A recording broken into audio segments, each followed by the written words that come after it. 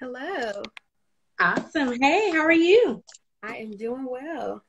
How Very are you? good. I'm good. I'm excited. I'm Me excited to learn. too. I have my notepad, Okay. so ready to take some notes and learn how to conquer this stress. Most Uh, importantly. Nice. So it's 7:01. Y'all don't be moving on CPT time. Um, I guess just for video purposes, do you want to wait 1 minute or do you want to go ahead and get started? well, I think we can probably wait just a little while to see if to see who joins, and then we can get started. Hi, welcome. Hey, Raquel.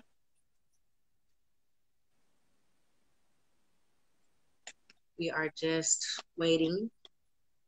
Hey, Davita.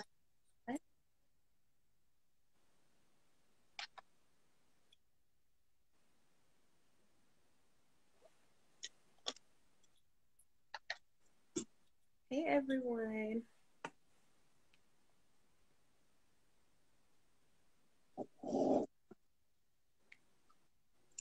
Hey, Amber.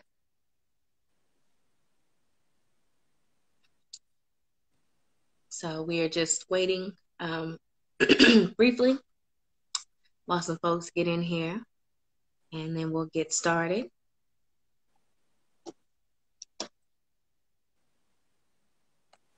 We're talking about how to cope during quarantine. How Mm-hmm. have you guys been doing during quarantine? You guys been staying busy? I know some people have been working out. Davita been handling master classes. That's what she's been doing during quarantine. She's Okay. been booked and busy. Yes, books, just like work, just nothing, just casual.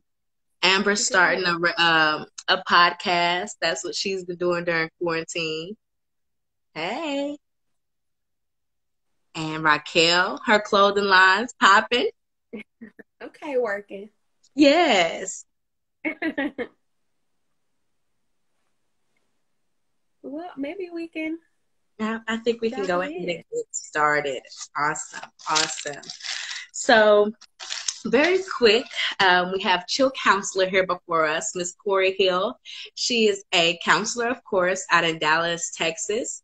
And I reached out to her because just personally for me, I know that stress and anxiety had really been getting to me. Um, it's something that's generational that I found out a lot of women in my family have, anxiety and depression. So I was like, no, I got to combat this.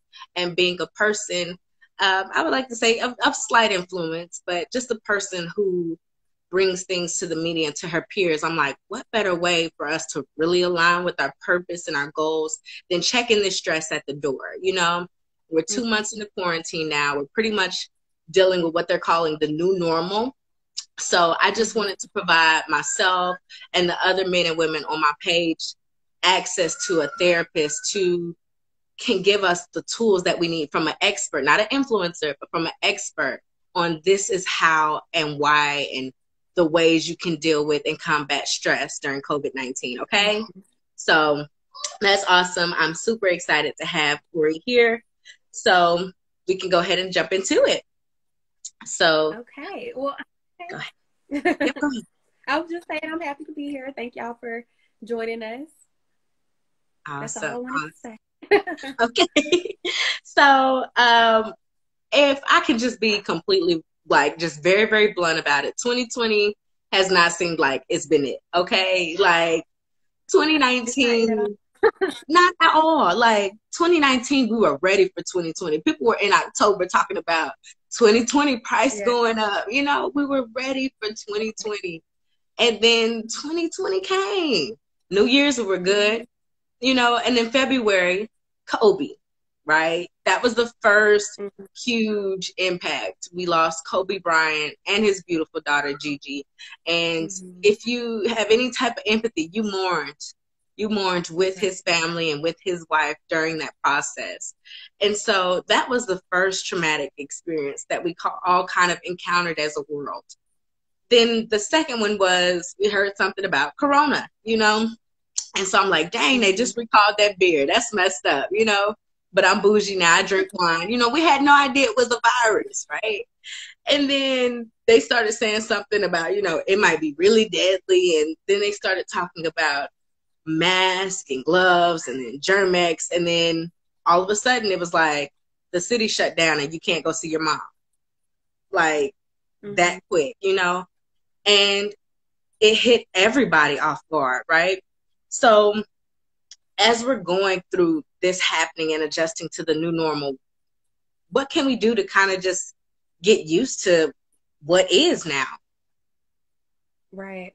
Well, so I think that when we're talking about adjusting to anything, that first step is just awareness. Because sometimes what happens is we just know something is off and then we just start reading. But we might not really even have checked in first to kind of get a sense of what's going on with us, especially internally. So that first step is going to be awareness. Just, okay, what's going on? Let me just actually assess my situation, but not just my environment, not just the people I have around me, but also internally. What am I feeling? What thoughts am I having? How am I feeling about those thoughts? What kind of behaviors am I seeing myself get into in response to this? So awareness is going to be that first step. All right. So becoming aware with yourself and the current circumstances, that's step one. Just really taking some time and looking at this is where I am right now in life, you know, and being okay with that, you know.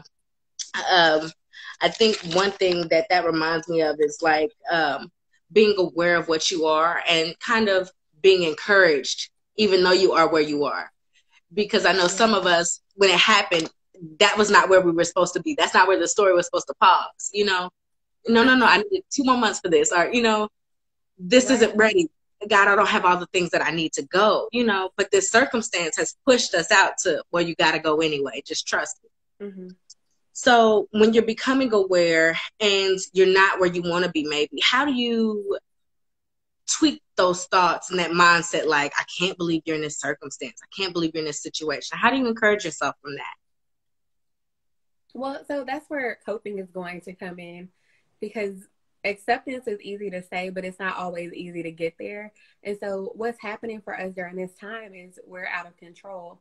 And when we're out of control, that's the only time we need coping. You know, when we're in control of things, we don't need to cope. We just need to handle. But we need to cope during this time. So I think the first thing really is not being hard on yourself for not already having the answers.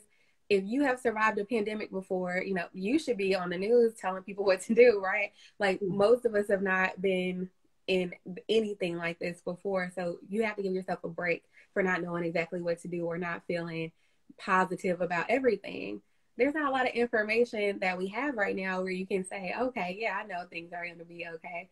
Like, give yourself a little bit of grace there. Right. Grace goes a long, long way.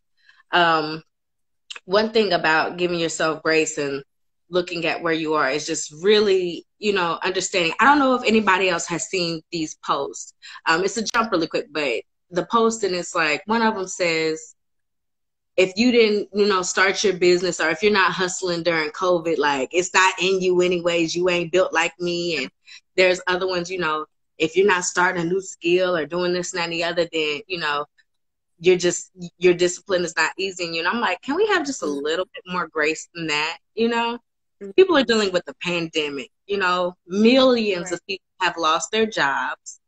So I'm sorry if they can't cater to you and check on you every day, make sure you're good during a pandemic. They're trying to figure out where food is going to come from for their kids. You know, there are moms that are adjusting to being full-time teachers now, you know, and corporate women transferred to, you know, a kindergarten teacher. That's not an easy fix. And then there are even students who graduated, right? And they're back at the home with their parents. And that relationship is tough because for a minute they was like, I'm grown, I'm at college. And now you right back in the house, you know? So as we get back there, like juggling those relationships, as we're having grace with ourselves, how do we have grace with other people who are around us? That's a great question. And I think that's so important right now because just the response to COVID has been so different. You know, there are some people that are just like, I don't believe this, or I don't care if it's happening. I'm doing what I can anyway, and I'm just gonna go out and go to brunch still, or Right. I'm not worried about it, that kind of thing. And then you have people that are on the complete opposite end that are fearful, period. So they're very isolated. They are probably not interacting with people at all. They might have a lot of anxiety about catching it, might be really worried about friends and family. And then you have a lot of people that just fall somewhere in between as far as how they're handling things. And what I'm seeing is that's kind of become politicized or polar, where those people are not on one side are not necessarily understanding of the people on the other side, and vice versa. And that's because there's so much uncertainty here. If you have an idea of, okay, I'm listening to these experts and they're telling me this, and other people are disregarding it, it's very easy to feel like these people don't care about my life or anybody else's life, and have a lot of anger, resentment, and all kinds of maybe, I don't want to say negative emotions, but like have a negative perspective of those people, and vice versa, where people are like, well, y'all are worried. I've heard a lot of people say like, you should just trust God, don't worry about that, like, and that kind of thing. And in either case, there's just not a lot of empathy going in either direction during this time where people just really don't know what to do. Yeah. So. And especially during a time when people need it, like one thing that I noticed is, with being inside, even if you think you have a really good grasp on your mental, it's having empathy and just trying to be patient sometimes can wear you thin, it seems like. We're in a house with 2 kids under the age of 2, okay? Nobody can communicate but the adults. And we're running around dealing with kiddos crying, and that's cool. But then we were like, oh, it's been 2 months and we haven't had an argument in isolation. We are doing fabulous. We are relationship goals. And that next day, it was on and popping, right? And it's like, how does it get to that moment? It's because it's like, it builds. When you don't take time for yourself and you're in isolation and you're not going out, the stresses of just being here builds. You can't go away from your desk because your desk is at home, at work. Work is home now and home is work. And like, especially with it being like that, for those people who do have to work and they don't get that separation, how can they take time for themselves? I think that's a really difficult thing right now. So some of us are very isolated, people who live alone, or maybe essential workers, and maybe intentionally self-isolating to not expose others. But then you also have some people who cannot be alone. So, despite all the talk about isolation, they are kind of trapped in some cases with other people, whereas they would usually have breaks to go to work or, go do whatever. Those things are not usually options right now. So I would say definitely taking advantage of what resources you do have available to you. When we say outside is not open, outside is open. It's just businesses are not open. You can still go for a walk. If you need a break, walk. You can go sit in your car and go for a quick drive. You're still distancing yourself as long as you're taking the necessary precautions to go outside, but you might really just need a break from the people you live with. Exactly. As much as you love them. What'd you say? I said, as much as you love them, like. As much as you love them, yes, absolutely. We can definitely love people and still have them get on our nerves. That's just a part of family and friendship. And, people are going to get on our nerves. Exactly. But you can also have conversations just about how you can have alone time within the home. So especially if you are if you have multiple parents in a household, one parent can take the kids and let another parent go and just have some time to themselves. Let me just have an hour to just like sit in this, or just literally sit on this bed and just like breathe. Whatever it is, just coming up with a breathe there. And I know it's a little more difficult for children who aren't of an age where they can be self-sufficient. So activities that are less draining on with the child, or it might be that you get some of your time to yourself during a nap or whatever it needs to be. So just some strategic planning in that case. Yeah, exactly, exactly. But just doing something and taking time for yourself. Amber said, yeah, like I'll be taking plenty of walks. And I tell my friends, don't forget, self-love is just Hmm. taking a shower sometimes. It's taking that shower when the kids are asleep. Yeah. Praying to Janae Aiko, if that's what you feel like you need to do, that is a form of Right. self-care, just taking that nice bath without being interrupted. Or just sitting on the toilet and knowing somebody is not gonna bang your door down. These are all forms of self-care. Don't ever think that it has to be something super extravagant. I see people on Instagram, it's like, oh, self-love day, and they have all the face masks and the flowers and the Uh-huh. sometimes it may just be you and just sitting in the shower, Hmm. relaxing and enjoying that. And that's okay too. Your form of self-love doesn't have to be something huge or extravagant. It's just maybe sitting and reading the book that you've been waiting to read on. Hmm. Becoming. I'm waiting to read you. I am Michelle. I'm coming. Okay. Right. I agree with So that. Absolutely.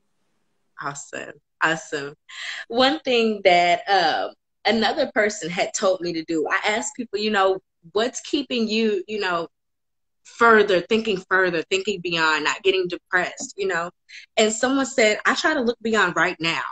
And I said, well, what do you mean by that? And she's basically said, I don't focus on the circumstances of right now. I'm still excited because God told me at the beginning of the year, my business would flourish. And I'm just crazy enough to believe that's still going to happen through this. So I encourage others to just look beyond what is and just really just be filled with a fanatical excitement about what will be, what's to come. Hmm. Visualize yourself in your business doing those numbers that you wanted to. Visualize yourself at that perfect body size that you wanted, because you're already working for it. Don't get discouraged because we're in some weird shelter in place, halfway outside thing going on. Don't let that consume you. Hmm. How would you tell people who need to look beyond or who need some encouragement? How should they find their source of encouragement? Hmm. Yeah. So I think it's a little different from my perspective. So one thing is that faith is definitely a type of coping skill. So for people who do have a religious or religious that have a religion, that can be a highly effective, and research shows this highly effective way to cope with something. But I know some people are struggling with that during this time if they previously Right. um, did have a faith, or maybe they don't. And either way, developing some of the other coping skills might be helpful right now because, again, this is a new situation. So some of the things that we did before might not be may not work as effectively as they did before as far as our perspective and how we feel in the situation. So I do think that there is something to having hope rather than leaning so much on the fear. So as opposed to thinking I'm afraid I'm going to be exposed to COVID-19, it might be more like, I hope I don't get it, or my hope is that I'm going to survive this and move forward. But Yeah. that being said, sometimes you are in that cloud and it is really difficult to see what's ahead of you. And that is really okay. Because what we talk about with mindfulness is being right there in the present moment. So you're not thinking about the past. You're not thinking about, what, I should have done this before I got into, having to isolate, and now I don't have access to the things I need to start my business. Or, not thinking about, man, I'm sad that I'm alone now. I shouldn't have broke up with whomever, right? And Okay. also not thinking so far ahead about, okay, well, I need to be here in 5 years, so I got to do this right now. Just start with this moment. Check in with yourself. How do you feel? Pay attention to what you need. Pay attention to what things are serving you right now and what things are not serving you, because that's going to be the first step. Wow. And I love that. Pay attention to what's serving you and what is not serving you. Mm-hmm. Because sometimes I think I'm just going to talk about this instance. It seems like you're getting pulled, and I don't want to use the word torn, but you're going from direction to direction. And so many people need. And if you're a person who a lot of people come to me, or I'm a person of influence in my family, everybody's looking to you for emotional support, for financial support.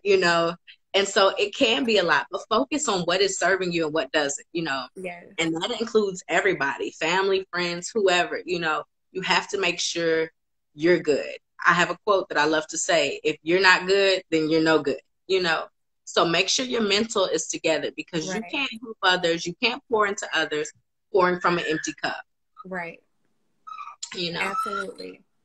And I think that another thing that's important to note with that is, don't think of self-care as just this thing to replenish you. Like, it's not about, let me do this thing because I'm stressed out. It's about, let me do this thing because I deserve it. Like, I'm precious, so I'm going to, eat this candy bar that makes me feel good, or I'm going to soak in this bubble bath, or read this book, or take this nap, or whatever it is, because I deserve it, not because I already worked so hard for everybody else. Exactly. And I love that. I deserve it because I'm precious. Yeah. That's wonderful right there to just say to yourself. I don't know if any of y'all watching, just go in your bathroom. You don't got to be ashamed. Just say it. I deserve it because I'm precious. That's beautiful. Okay.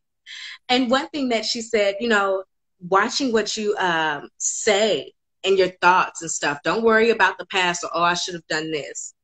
I'd say the key thing for me, now let me know if this is wrong, but I found that my thoughts become the root of my anxiety and my depression, because my thoughts determine my mood, So if I'm like, oh man, I shouldn't have done that, or I can't believe I did that, or I'm not worthy of that, I'm thinking on a very low vibration. And I call it the difference between not to get super religious, but the difference between my right mind and my God mind. My God mind, things that are pure, I'm educating myself. I'm focused, laser focused on what I need to do, my goals, and I'm knocking it out, right? But when I'm in my right mind, I get right to the point of the problem. I get right in your face about it. Let's get right down to the nitty gritty, and you look right at the problems at hand. That right mind isn't good, because you see circumstances as they are, not what they could be.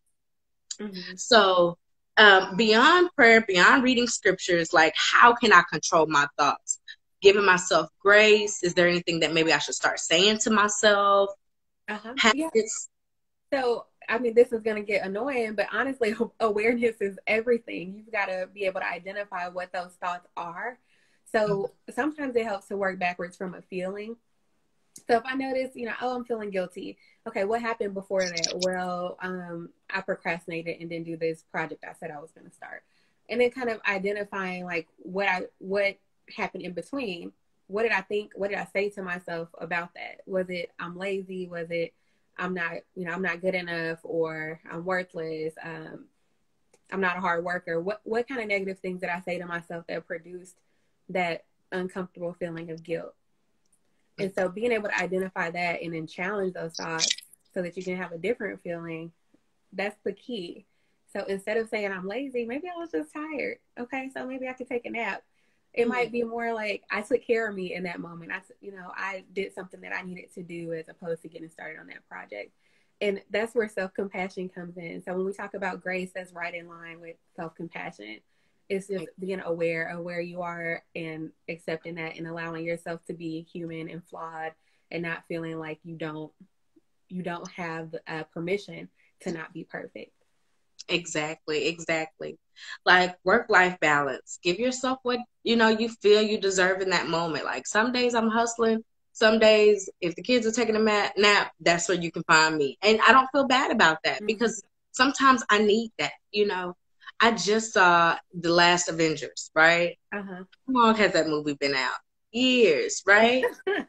But I've been working so hard, and once I started my business, I didn't even movie and now I'm here. I'm like, no, I had a quiet night to myself, and I said, I'm not going to, the kids are asleep, I'm not going to go work on this. I'm going to watch this movie that's 12 years old now, okay? And I'm going to find out what happens at the end. R.I.P. Iron Man, it was horrible, but at least I'm able to experience something and not be so overwhelmed with just work and trying to do something, So one thing that I've been looking for how to handle stress during this time. And someone said, write down your goals if you don't have any, but if you have your goals, work on them. How do you think incorporating goal setting during COVID can help you manage and deal with increased stress? So the first thing I'll say is not everybody needs to necessarily set some goals as far as getting things accomplished during this time.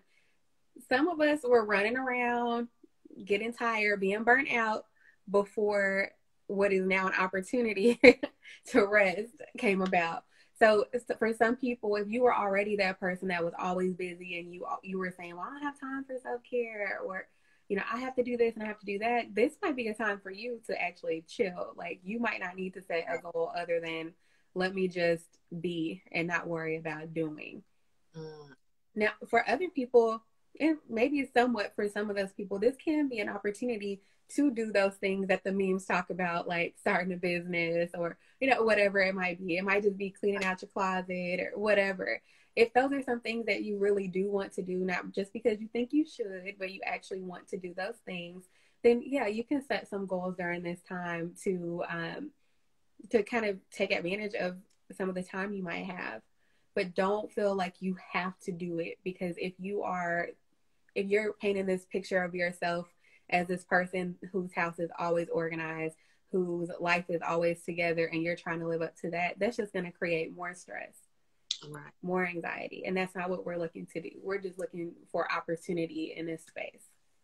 Exactly. And it goes back to, like you said, that self-compassion, giving yourself grace to know what it is that you need, what you don't need, what you can conquer right now, and what might just be too much on your plate. Recognize and know what you can deal with. Like me, I have levels to, I know, okay, we can get to this point before I'm done, or I can get to this point before, for lack of better words, I start spazzing and I'm emotionally not just clear anymore, right? Mm-hmm. So just awareness, like you said, that is so important. Just being aware, staying aware. Building yourself up, saying affirmations. I'm a winner. I'm a conqueror. I can get through this. I think a lot of times your mind being in a negative space, you have negative thoughts of what you are versus not really, is that realistic, but your mind just kind of gets bigger than you. Uh-huh. How can you conquer your mind and your thoughts? Being aware, how can you harness negative thoughts? Mm-hmm. Right. So after you already have that awareness, it really is you having that conversation with yourself. So you're challenging yourself on those beliefs. Some of that might look like, okay, where did that come from? Like, whose voice is that? Because if we are able to identify those negative thoughts, sometimes we'll notice that we're hearing it in the voice of, that basketball coach when we were in 8th grade, or, just it can stem from a lot of different places. And that can be an opportunity to recognize, like, oh, like, I don't even believe that, but somebody said that to me. And sometimes it's actually in our own voice. And then we have to kind of figure out, well, why do I think I need to say those things to myself? And I think sometimes it's because we think that if we're hard on ourselves, we're going to push ourselves to be better. But we actually know, according to research, that is not true. We need to see ourselves as a person that, as you said, is a conqueror, a person that is good in character and has the capacity and ability to do the things that we want to do. When we tell ourselves other things like you're a failure, or you're not worthy, those types of things, we actually set ourselves up because we create this image of ourselves as someone who can't do it, and then we live up to that. Wow. And that's so powerful. Whose voice is that? Mm-hmm. Whose voice is that? Recognize the root of where that's coming from, because that's so powerful. Some people don't even hear their voice. Like you said, it's that coach from 8th grade. Like, I ain't talked to that man in how many, but it's that same person. So that's super powerful, and just awareness, period. Because I've never thought to say, whose voice is that saying those negative things to you? Mm-hmm. And you can snatch the power back on that. I don't know if that hit anybody else that way, but once I can identify what it is and who it's coming from, and know that it's not of me and not where I want to be, I have so much more power. I feel so much more powerful knowing that I can harness those negative thoughts that I'm having by just being aware of the negative thoughts, or any thoughts that I'm having. Yes. I'm getting it, Doc. Yes. Okay, I got you. And you can definitely pay attention to your positive thoughts too. So, when we talk about our self-work, it's not just about, okay, these are the things that I'm doing wrong and I need to fix this, I need to fix that. Like, you're not a home improvement project. You are a person that is fine as you are, but you might just decide, okay, like, this is the thing that I'm ready to let go of. And that's fine. But like, celebrate the things that you are, the things that you are doing well. So if you notice that you thought when you looked in the mirror, like, oh, you look good today, girl, like, notice that you did that. Notice that you are allowing yourself to feel good about you. Yes, absolutely. Nice, nice. These are some powerful nuggets. I don't know, some of you guys joined, and Miss Cori said she only had a few minutes with us, so it was only supposed to be a 30-minute segment. But she talked about awareness, being aware of your thoughts, being aware of the circumstances that you're in, and just really giving yourself grace and saying, Mm-hmm. that's okay though. But that's okay, and be encouraged, because this is not the end. This is not where the story ends. I have so much more that's going to happen, and it's going to be amazing. Positive self-talk. Work backwards from the root of the feeling. I love when you said that. Can you explain that one more time for those who missed that? Yeah. Because I don't want to jack that up. Well, yeah, so everything happens in some type of sequence. So there will be something that happens. Let's say you procrastinated. I'll just go back to that example. So you procrastinated on something, and then you ultimately didn't do it because you were watching, I don't know, Tiger King on Netflix. And then Right. the next thing that happens is you recognize that you feel guilty. So being able to work backwards is like, the reason that you know that you didn't want to procrastinate is that emotion, that guilt, or what it might be, disappointment in self, whatever feelings you're having. So when you notice, okay, I'm not feeling good, identify that feeling, and then what happened before that feeling, and you'll be able to notice, okay, it was that I was being a procrastinator. In between that action and that feeling was some thought about self, usually might be about another person or the world, but usually about self. And in that case, it might be, I'm lazy. I never do what I say I'm going to do. That kind of thing. Something negative that leads you to that emotion of feeling guilty or ashamed or angry or sad or whatever it may be. That's powerful. That's powerful. I've heard about working goals backwards, but working your feelings backwards, like Mm-hmm. that gives you so much power. Finding the root, true Mm-hmm. awareness. I mean, these are tips, guys. If you write them down and you meditate on them, and you're like, I want to be aware. I want to give myself grace. I say things like, I give myself grace. I'm aware of my thoughts and my feelings, Right. and it'll happen. Excuse me. Bless you. I You're have been welcome. confused this whole time, like in 2 months. Right. You scared to see. It's all good. It's all good. And so I wrote a list of 7 steps to, I guess, help you guys out with your stress during quarantine. But before we do that, I want to make sure that the expert can give you her top takeaways, because, again, she's the expert. So these are things you definitely want to write down. Go ahead, Courtney. All right. So 3 main things that I think you should take away. So the first thing is going to be doing versus being.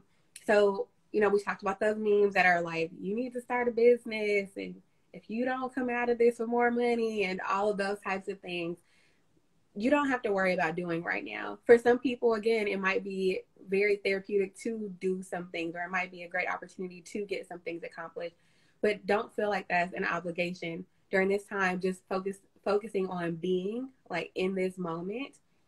That's all that you need to expect yourself to do. So it's more about being present, being aware of where you are. The next one is going to be having self-compassion. So that's that grace that we talked about, being able to just accept where you are and give yourself permission to be a human with flaws, who makes mistakes, or who doesn't know how to handle a pandemic they've never experienced, studied, or been taught how to survive. So that would be the second one. And then the third one is going to be just social support. So even though we're isolated right now, we still have so many different ways to connect with other people. So we talked about people who aren't necessarily isolated. So you're, in home 24/7 with family members, and that's okay. But for those who are feeling isolated, or even those people that are at home, use your network. There are so many different ways to connect with your friends and your family, whether you're with them at home or whether you're not, and you know decide to get the house party app or just do more FaceTime or whatever it might be. There's some other ways to connect because we do need people. Like that's a real human need, and so just making sure that as you isolate physically, emotionally, you're still connected in some way. Those are phenomenal. Those are phenomenal. And especially staying connected, guys. You know, you may be alone, but you really don't have to be. You know, we're so lucky to be equipped during this time. There's a pandemic, but we're not on snail mail, you know. We don't have to write letters anymore. Mm-hmm. You can send a text to say what you want to. You can send a voice clip. You can see your grandma on a video chat if you're still blessed.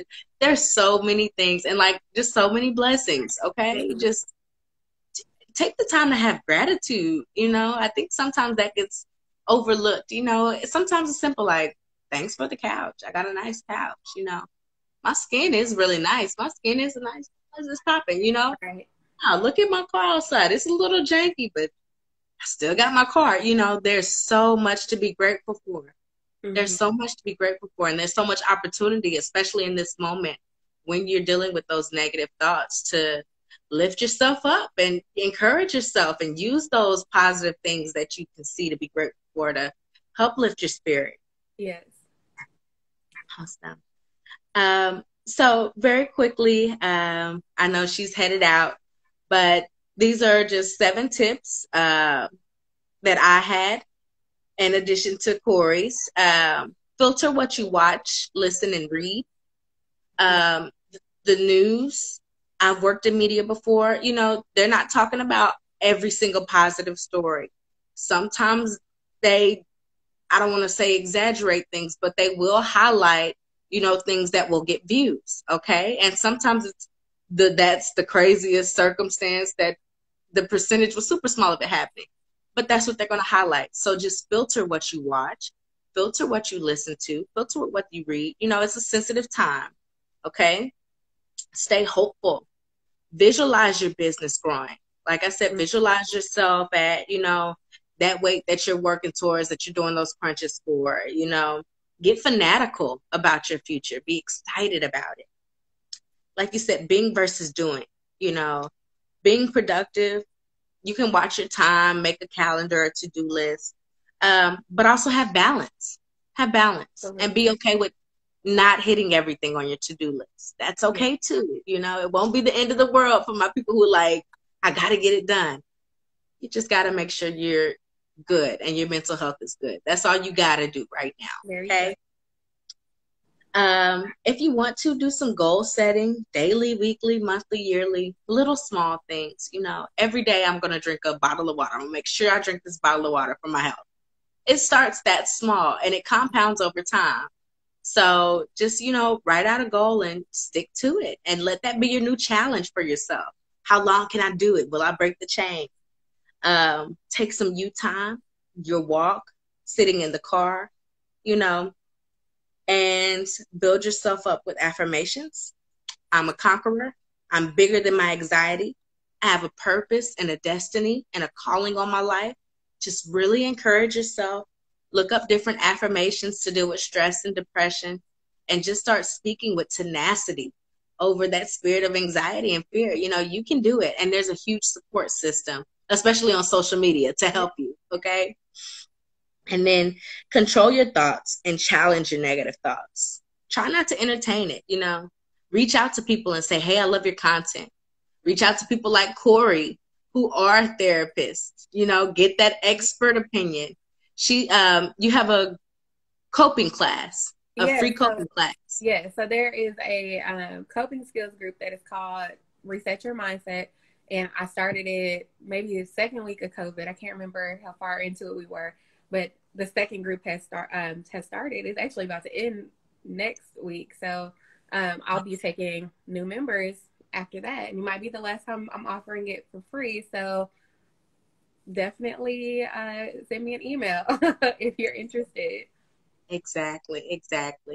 And you guys can follow her at Chill Counselor She has phenomenal content. So if you're ever looking for encouragement, if you're looking for expert advice, those things that really can impact you, definitely go follow her page. Go follow her page. I was super excited, and that's how we connected, through Instagram. So Mm-hmm. don't limit yourself. You are not alone. You know, just reach out to that person. You have no idea who will respond. Like, this is one of those moments. So Cori, thank you so very You're much. so welcome. Just, yes, for me and my health and well-being. My kids are saying thank you already. My husband's saying thank you. Uh, and I'm sure everyone on this live definitely received something. So thank you for your selflessness. Well, thank you for Whatever. inviting me.